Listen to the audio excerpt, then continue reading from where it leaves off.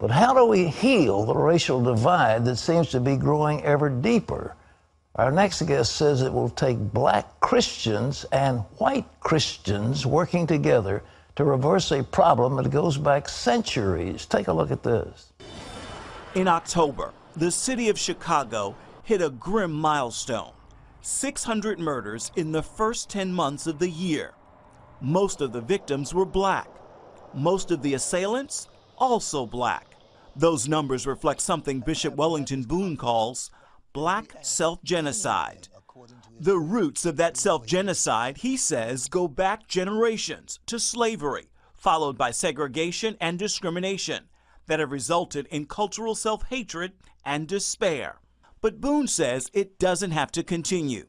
He's calling on all Christians to work together to reverse this downward trend. And in a new book, Black Self-Genocide, What Black Lives Matter Won't Say, he's challenging black men to grow up and take responsibility for their behavior, broken families, and unsafe communities. Well, a dear friend, Bishop Wellington Boone joins us now with more about his book called Black Self-Genocide. Brother, welcome back. Thank you. 700 Thank you. It's Club. great. Hey, what are you talking about? Black genocide? What are you talking about? Well, first of all, I just wanted to pray this prayer because I believe those guys running for governor, running for president, should have prayed this prayer. Lord, will thou not revive us again, that thy people might rejoice in thee? Amen. Our nation needs to be hit, and the inner city needs to be hit by God like never before. You know, blacks don't need anybody to kill them anymore because the left, you know, through Planned Parenthood has been trying to slow down the birth rate of what is called the dysgenics. And they believe that those people are non-producers. They should not be alive. And they did it by playing on a wound, and the wound was slavery. And they told women, you can make choice over your own body. You got to stop letting people decide for you if you should have the babies or not. We played into that.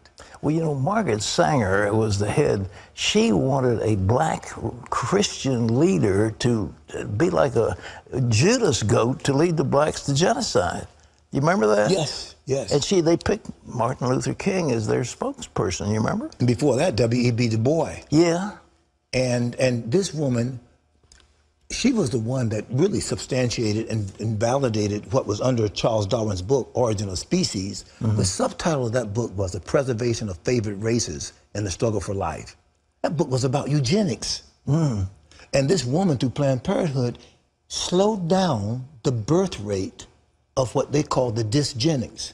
Well, what is it, you know, the black family has been in disarray, you know, and there's so much breakdown of the unity of the family, so much unwed birth and so forth. How are you going to stop that? Does your book tell how to stop that? Yes, I go into the specifics in terms of what we can do to slow down what's going on. Well, first of all, the man is missing. Yeah. And he has abdicated from his responsibilities in a home.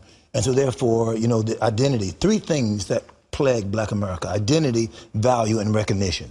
So we have an identity crisis. I mean, we're called now African Americans, but before that we were called blacks. James Brown popularized the term, say it loud, I'm black and I'm proud. So we finally call ourselves black. Before that it was Negro, colored. Who are we?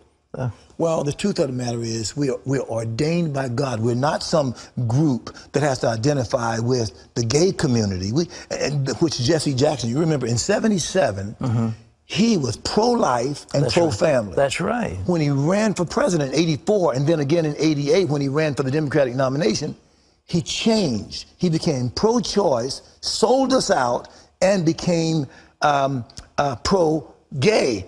And so as a consequence of that, he went to them as a voting bloc. He was the first presidential candidate that ever went to the gay community as a voting bloc. He opened the door. He was the portal to the door where blacks and gays consider themselves as going through the same plight. That's ridiculous. It's blacks and Jews who have the similar history, not blacks and gays. And we should be into entrepreneurship. We had enterprise zones that we once had in many cities around the nation. We were entrepreneurs. We weren't like this need-based people that has to go to the government and beg them to give us handouts. Well, what do you think, for example, the Democrats, the blacks vote Democrat like en masse. Why don't they open their eyes to what you're saying in your book? blacks represent 12% of the population, yet 30% all the abortions blacks have committed since Roe v. Wade. It's a death style, it's not a lifestyle. We don't really need anybody now to kill us. We're killing ourselves. We talk about the policemen that murder blacks. Yeah. Well, if you look up the study on that, in the last year, 1,100 police have murdered blacks. But if you look at black on black crime, 11,000 blacks have murdered blacks. Wait a minute, 11,000? 11,000. It's genocide. Why? I coined another phrase, cultural self-hatred. What do you mean? You must hate yourselves. If you kill yourselves in the womb, if your rappers call you all these names, bees, fuss at, use the F-bomb, say all these degrading, these remarks about you, and you don't rise up against that. If we love rap music, you have BET, have a BET award, and they promoted all of that debauchery, and so blacks are actually doing that stuff. Preachers are missing. They don't take a strong stand on life. They don't take a strong stand on the word. There hasn't been a revival in the black community in 100 years. Are you serious? 100 years. 1906 Azusa Street. Yeah. Daddy Seymour. That's last revival that's been in the black community. We have mega black churches, but no cultural transformation. Well, why? What do they preach? What's social gospel? It's the same thing that Jesse Jackson and Sharpton and those guys are preaching. In each case, we turn to the government and we say to the government, they need to help us. Well, man, wait a minute. We can learn entrepreneurship. Well, sure. We can understand how to manage, forecast, project. Look, the Black Wall Street in Tulsa, Oklahoma. These were 440 businesses that blacks had created. This has been done before. So all of this stuff right now where we are playing the blame game, where we are killing ourselves, where we are the world is looking at black America and they're saying, what are these people doing to themselves? We don't get it. Because we should be missionaries, we're still a mission field. Well, your compatriots must hate your guts, if I can use those terms for you, saying what you say. Yes, well, I'm telling the truth. And I'm telling them the truth, and we can't die. I've been going to several cities, Pat, including Harlem, New York, where the death rate is higher than the birth rate, and it's in depopulation. Numbers of the cities, blacks are dying faster than they're born. It used to be, like in the 30s, the blacks were self-sustaining. They had wonderful families. They had home ownership. They were in business. And what happened over those years? I believe what happened is when your belief system, when your messaging takes you outside of what the potential of God is in you, so that you look for something outside of you, then what happens is you start depending on those sources, and those sources are not your source. Jesus says, cursed is the man that puts his confidence in man and makes flesh his arm. He says, how can you believe when you receive honor from men and not the honor that comes from God only? We can be self-sustaining with God. We can pray. Where's the prayer? Where's the call for prayer? We march. I got bishops in Charlotte. So we were marching in the streets, wanting police to stop murdering. But where's the call to God for prayer in any of these major cities? Where are the ministers that are calling us to unify and pray like never before? It's not that some isn't being done, but it should be done at a level that would cause America to want to come to the black community. We should be the best place to want to live because of what we've gone through with sold into slavery, going through the Middle Passage, being slaves for hundreds of years, segregation, Jim Crow, and a Voting Rights Act as late as 1964 and 65. Well, all those things that happened to us, we should be the opposite. The safest place to live. We shouldn't be cursing each other. We should be blessing each other. We should be entrepreneurs. We should be missionaries. We should be the best families. Our dads should be there. That's what should happen in the black community. I'm calling for it to happen too. I'm believing God that in America, matter of fact, Yonggi Cho came here and prophesied that the next revival in America is going to start in the black community. Praise God. Is that incredible? It is. I'm getting ready for it. Well, brother, the time, I hate to say, but we're running out of time, but this is called Black Self-Genocide. This is self-published, and you can get this on Amazon, yes? Yes, sir. It's available on Amazon right now. Incredible book. And WellingtonBoone.com. They can get it there, too. WellingtonBoone.com. Black Self-Genocide, What Black Lives Matter won't say. And this is incredible. But to think a revival of that magnitude would come in the black community to lead our nation, that is what the bishop is talking about. And we love him and thank God for you. Thank you, my brother. Thank you. Thank you. Appreciate being here with you. What exactly do you want to say about that, what Black Lives Matter won't say? You know, first of all, I want to say, as far as being a person of color, I've been called probably everything in the book. I mean, black, nigger, dumb, colored, ignorant, all these things that to retrograde me. But I look around at them and I said, who are you talking to? Because the truth of the matter is, I already know who I am by the creative order. That's right. And my race is an issue of sovereignty. So God decided that I would be born, the season I'm born in, the race I am, the family I was born in. So they can't redefine me. I've already been defined by God. So I say, return to sender, address unknown. You're talking to the wrong person. Love it. I know who I am. You know what I'm saying? Amen. So this is huge. So, but what gets me about the black community, from the fall of Adam all the way now to us as a people group in this nation. I was over in Africa. I've been working with some of the archbishops, Anglican archbishops in other nations. And particularly I was over there working with some of them. And they said to me, why do you call yourself African American? I said, what do you mean? They asked me, what tribe are you from originally? I said, oh, well, I don't know. They said, well, what language do you speak originally? I said, well, I don't know. They said, well, what geographical area did you come from? I said, I don't know.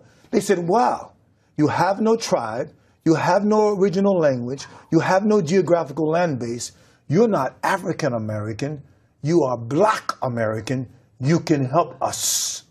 Why have you not come to help us? Wow. You don't understand your own value by God allowing you to be born in the wealthiest nation in the world. We believe we understand why you have not. And this is the number, though. Even though we are somewhere around 35 to 50 million blacks in America, depending on if you look at cultural, you know, from several cultures, so we might be a mixed culture, but there are about 50 million of us. Less than 500 of us are full-time missionaries outside the United States. Less than 500. Less than 500. Not even 1,000. Not even 1,000. So while we should be missionaries, we're still a mission field. They said, you have not come to help us for, we think, 3 reasons. 1, you haven't forgiven us for selling you to slavery. Number 2, you think you're better than we are because you were born in America.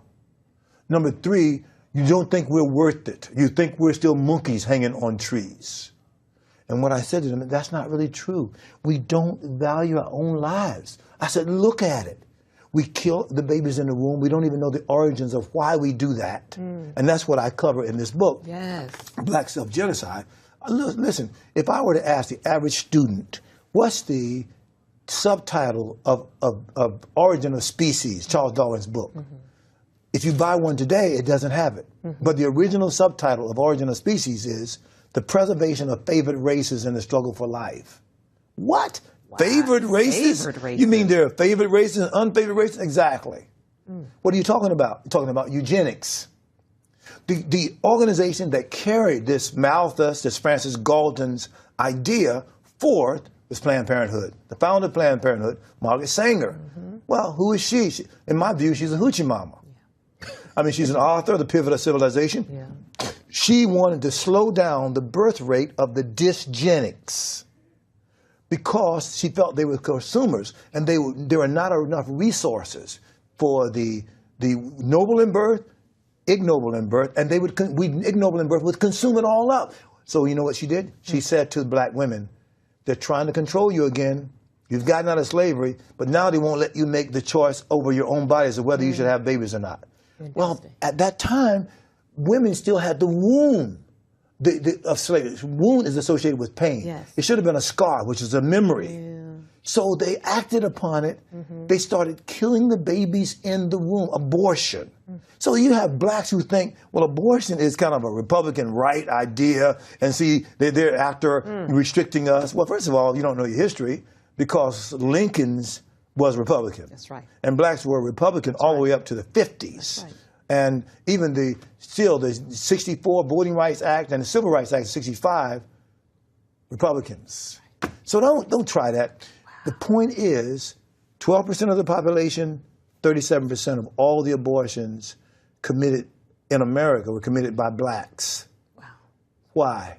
We don't know the value of life, number one. God says, I've come to give you life in Christ and give it more abundantly. So we devalue life. That's why we play into this self-hatred. Hate ourselves. We hate ourselves. Hate ourselves. So what? So then you got these guys promoted by BET, promote the rap music.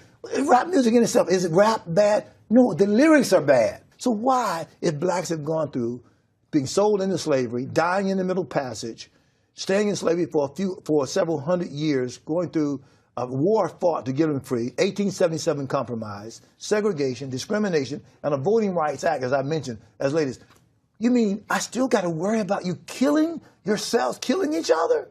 Help us. No, it got to help us. Wow. Man.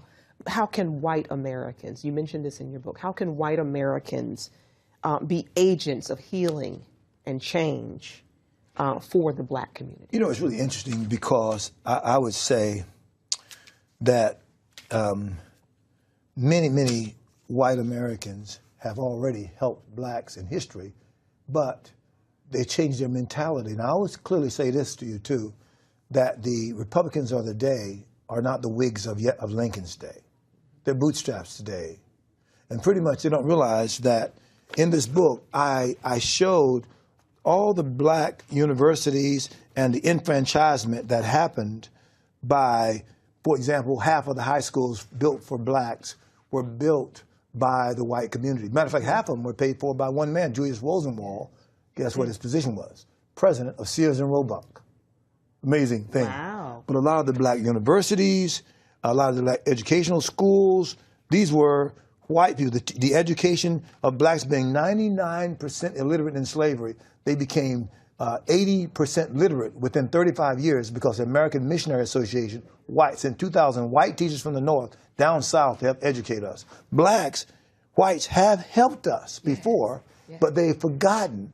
And so the idea of saying, I want to mentor these people, like, for example, I want to help them with resources. I mean, actually, I was going to have this book done by a friend of mine who is the #1 literary agent in California. Probably most people listening to me would know if you've done a book. And I was going to let a major publishing company do the book. But they were dragging their feet, a little slow about it because this time is an important time right now. I don't want to go through the regular publishing cycles, and I understand those. So you know what Pat said? He said, do it now. He said, go ahead and do it. This information is too important for you. And you know what I realized? I had it buried. Wow. This research I've been doing for 30 years. I just didn't publish it. Charles Dunn, who was over dean of our School of Government, he wanted me to do this at least 10 years ago. This book is 280 pages, but it came from a manuscript that's 600 pages. Wow. But I wanted to make sure that I indexed it, that I sourced it, that you have natural information as well as revelation in here. It's a biblical perspective of black American history. So I know that what Black Lives Matter won't say is everything in this book. Wow. It just won't say. Because why? I'm talking from the Bible. I know that we need a cultural transformation. My friend, Dr. Carson, says we need education. Well, guess what? The people who got us where we are right now are educated. Oh, yeah. Highly educated. Highly educated. Yes. And then when they say it's not education that we need, it's transformation. Because if you get educated and you don't change your character, all you now are is smarters about doing your debauchery. That's right. Oh, wow.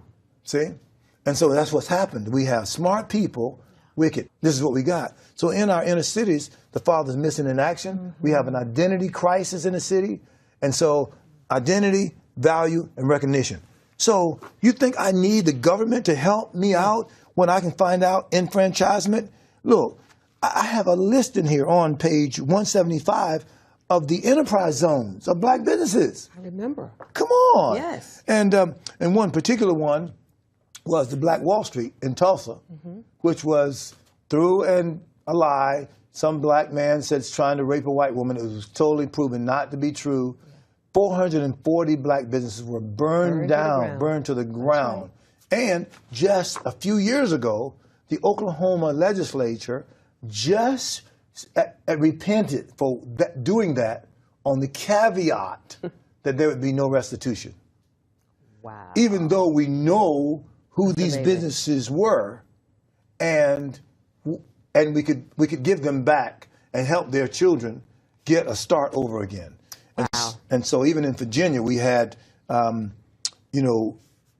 enterprise zones in Richmond, Virginia, in Jackson Ward, in Miami, Overton, in Houston, 4th Ward. I have them listed. Chicago, we had Bronzeville in Chicago. Well, this is Bishop Boone. I could talk with you all day. It's loaded. Hi, I'm Charlene Aaron, reporter here at CBN News, and I am here with Bishop Wellington Boone, Yes. and he has written an awesome new book called Black Self-Genocide, What Black Lives Matter Won't Say. And I wanted to talk with you, first of all, Bishop Boone, about this election. It's been a very contentious election. You know, there's a lot of racial undertones. What can we as the body of Christ do to help heal the racial divide in our country? I believe right in now? some sense we're missing in action. I mean, when the Lord comes, he's going to not just come to the candidates. He's going to come to the people he left in charge. He told the disciples, all authority been given to me both in heaven and in earth. And he tells them to disciple nations. So I believe we are the ones who set the standards on unity, the standard on priorities in a country. I mean, we had the idea, the Puritan ethic was every nation exists by reason of a covenant with God. Mm-hmm. And he said, if you keep the covenant, he blesses the nation. If you break the covenant, he judges the nation. He says he judges them 3 ways. One, he makes other nations stronger than they are. 2, inclement weather conditions. 3, they destroy themselves from within. And what we're going through is all 3. But particularly right now during this election season, we're destroying ourselves. Amazing. And when you have these 2 parties not basing their standards on principles, and deceiving, lying, manipulating the public, as though we don't care about the public. I haven't seen it this way. I'm 68. I haven't seen it at this level before. And that's what a lot of people are saying, that they've never seen an election be this ugly before. When it comes to the people of God, I heard someone say yesterday, a pastor actually, a local pastor, who said he was surprised to see the level of passion among Christians for the politicians or for this election at a very high level, and yet their passion for prayer at a very much lower level. Amazing thing. And he says, my house should be called a house of prayer. Yeah. And out of prayer, everything happens. In actual fact, again, I say this, God's never done anything great through masses. He's always done it through the remnant. The word remnant actually means that which is left, to be entwined around like a rope. And I really believe what the remnant is praying is really what's going to happen towards the future. And the question is, who is the remnant? Yes. And could God depend on a revival coming to our nation based on, say, the ones listening to us right now, based on our prayer lives? Absolutely. Hey, look, this is a thought that I had the other day. Nebuchadnezzar was raising up and all in the flesh, and the prophet came to him and told him, now, you better, God's in control of everything. But he looks around at what he had done, and he started bragging about it. And God put him, allowed him to be like a wild man for 7 years. That's right. Now, this might shock you to hear me say this, but God could slam Hillary and, look, come to her in the night and said, look, I got saved, I got born again, and it's more important for me to go to heaven than for me to become president. God has touched my heart, I'm filled with the Holy Ghost, and I'm living the rest of my life serving God. He's that type of God. He's that kind of God. He can do that. And the people listening to me maybe think, he's gone, he's lost it. Wait, no, he's not.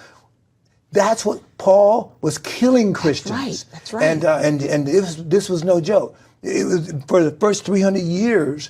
The church was martyred, and Paul was one of the first ones that even was over Stephen's martyr. He was right there seeing all that, but God knocked him off his high horse on Damascus Road and transformed him. Don't tell me my God can't slam some of these leaders and make them messengers of the gospel. Absolutely. I'm believing like that. I'm not choosing to say, look, if you don't factor God in my view, you have the wrong equation. But every miracle, every revival, every awakening was all something that had never been done before. Yes. Every healing that Jesus, it had never been done like that before.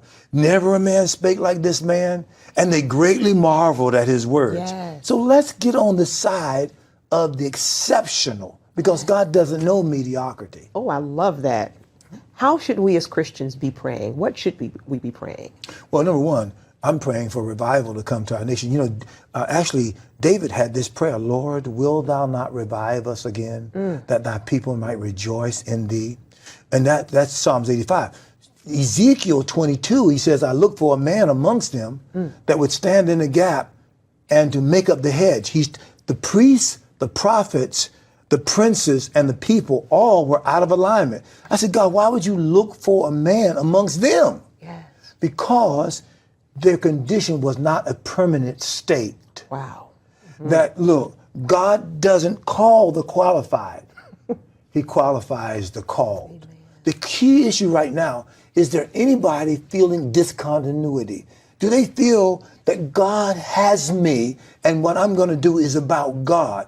And when you look at it, look, one man is president, or one woman, whoever, or one man is a governor, one person is a leader is a mayor. So God can take one person and change a whole nation. He sent, that's what he did. He sent Jonah, changed the whole nation of Nineveh. One man's word from God. Same thing with Elijah. So I just say this: God is looking for a man or a woman.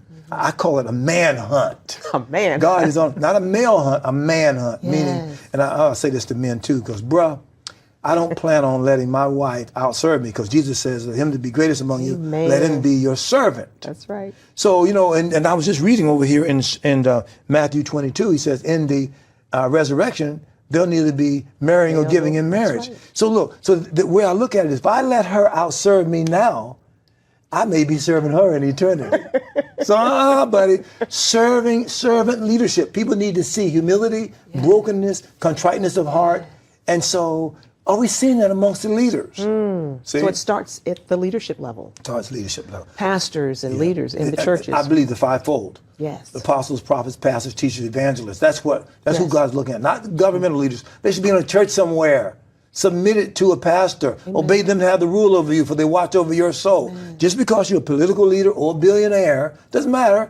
You should be under the authority of a godly man. Is there anybody's life so dedicated to God, you submit to him? Amen. Because that's what it says you're supposed to do. If you're not doing it, you're not under God's authority, and therefore you become an end in yourself. Okay, then change the world then if you all of that. No, it takes God to change the world. Absolutely. I believe that there's a remnant that's coming to the surface right now. They're no longer going to stay hidden. And they are strong about what God can do. They're strong in prayer. They don't mind. I mean, I can tell you, my daughter's been living in South Africa on at least 4 40-day fasts. I don't know how many I've been on.